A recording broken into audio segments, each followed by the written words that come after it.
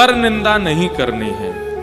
कोई हरिवंशी है, कोई हरिदासी परंपरा से है, कोई गौड़िया वैष्णव परंपरा से, कोई रामानंदी परंपरा से है, और आप लोगों का कभी मिलन हो और आपकी वार्ता हो और वो व्यक्ति अपने संप्रदाय की बात कहे और कहीं ना कहीं आपके भाव और उनके भाव में मिसमैच हो, तो आपको उनकी निंदा नहीं करनी है।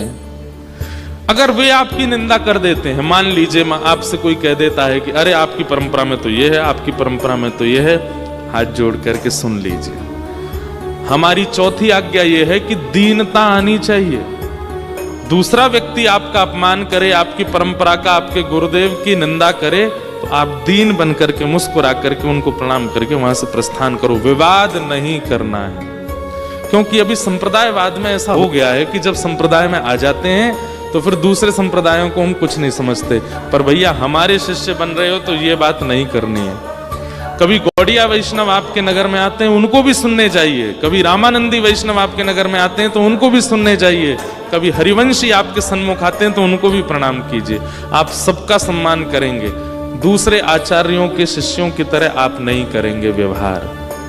आप सबके प्रति दीनता, सबके प्रति प्रेम, सबके प्रति व्यवहार रखेंगे।